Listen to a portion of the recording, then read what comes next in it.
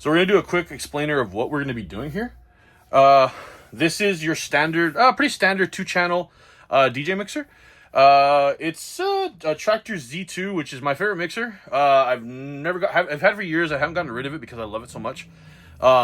Generally, I use a laptop with this, but I'm going to go ahead and do this without a laptop, just because when you throw in the laptop variable, a lot of people don't have a laptop, or, not that they don't have a laptop, it's just they don't have a laptop they can use properly for this type of thing. This setup itself is also not high end, but is on the higher end of things. It's two Pioneer XDJ 1000s. So our main process here is that we're going to be using the mixer itself to cohesively blend two different songs together. I'm going to explain what is on our mixer itself. So we have our audio section here, which is our highs here, mids here, lows here, and then a filter channel, which is specific to this mixer and a couple of other mixers.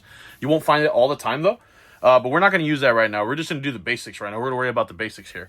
You have two gain knobs as well at the very top that will control, just the gain of your songs if you need to, boost one just a little bit or lower one just a little bit compared to the other track. You have your two volume faders here, which are primarily used to just raise the volume of your track. Obviously based on the name volume fader, but you can use them in mixing as well. You do have the crossfader here, which is generally how you're going to mix two different tracks seamlessly from one side to the other. Seamlessly. Now that we've got our audio section covered on our mixer, we're gonna go ahead and take a look at our XDJs, which are our actual media players. The CDJ, basically the CDJ turntable, controller. All those different things, right? So we're gonna look at things here that we're gonna be using. We're gonna be using the tempo fader, which is essentially how you make a track. Basically, how you can match up the beats per minute of each track. So, like right here, we're going to be playing a track that is at 90 initially, right? I'm going to use the tempo fader to drop it down to 93 beats per minute, right? Or pick it up to 93 beats per minute, right? This track over here on the right side is at 95 beats per minute. So I'm going to use the tempo fader to drop it down to 93 so that they match up properly, okay? In essence, whatever track is currently playing is generally what you're going to match the other track you're trying to mix into. You're trying to match that new track into the same beats per minute as the track that's playing.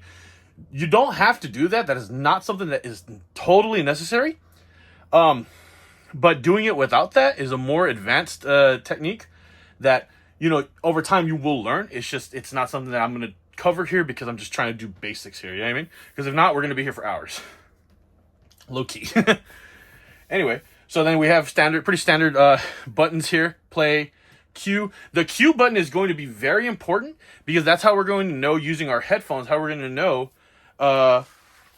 where our track is at and if we're going to be on beat. So let me give you an example of what this does. So here, let me go back to a Q right quick on this song. So here I'm going to use the Q button. So right here I would use it like this in this form. So imagine my track over here on the left side is playing, right? And I'm queuing up this track, right? But I can hear it in my headphones, right? Now you can't hear it. Now that I have this on, you cannot hear the track, but I can hear it in my headphones. So that's how I'm able to cue up the song before I actually start playing it. You know what I mean? So you don't hear me doing all of this, right? Okay, so then if I were to cue up the track, and really all it is the queuing is these two buttons here, route the audio to my headphones without having to have the volume fader up, so I can still hear it regardless. You know what I mean? So once the volume fader's up, you can hear it on the output. But once it's down, only I can hear it. So you're not hearing me queue up and try to figure out where I'm going to beat match into the next track, into the track that's currently playing. Right. So from here, we can kind of get a gist of what we're going to be beat matching into. So we're going to be playing this track right here. Let me see if I can find a good place to start it at. So let me see. Okay, we're gonna go ahead and put this on. It's just gonna start playing, but I'm gonna show you how I beat match from one song into another. Okay, I'm gonna try to do it as seamlessly as possible as well. So here we go. So it's just gonna play like this.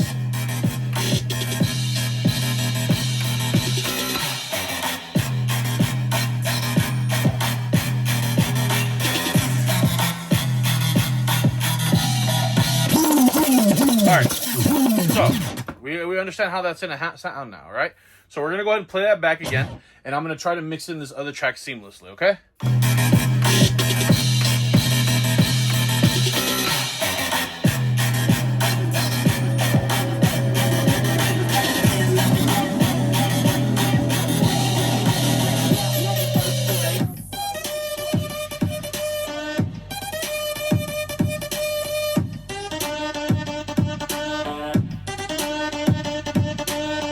And that's how I had to do it.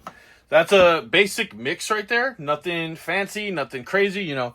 A big part of mixing though is also understanding where your track is at, where it's at in its actual structure.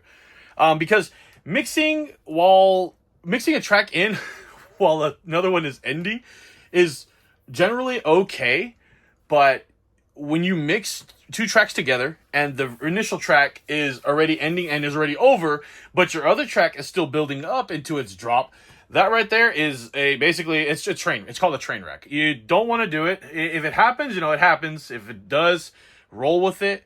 You know, just keep going. Don't stop. So there you go, guys. Some basic mixing techniques just to, you know, get you started if you're interested in DJing, mixing music in general. Yeah, it's pretty easy, nothing complicated, you know, provided you have the gear to do it though, is the first thing. That's what the biggest like obstacle for everybody is, actually getting the gear to do the job or to do the stuff. You know what I mean? This gear here, now at this point, you'd probably pay maybe about $900 to $1,200 for this total setup right here. But $900 to $1,200 total, right? But there's so many smaller setups utilizing a laptop as well that are within the $100 to $150, $200 range. You know what I mean? I've seen controllers for $60 to $70 just to start out. Yeah, I mean, I started out on a $120 controller I bought on eBay. You know what I mean? So it's always the biggest obstacle is actually getting the stuff to do it. You know what I mean? But once you actually get it going and learn and start to enjoy it like I have, it's very nice. It's a very nice feeling to know that you're mixing two different tracks together seamlessly, and people are vibing, people are dancing, people are enjoying it. Yeah, I mean, it's such a great feeling. So there you go, guys. That is my week 6 Respawn Recruits video, teaching you some basic mixing and beat matching techniques. Thanks for watching. We'll see you on the next one.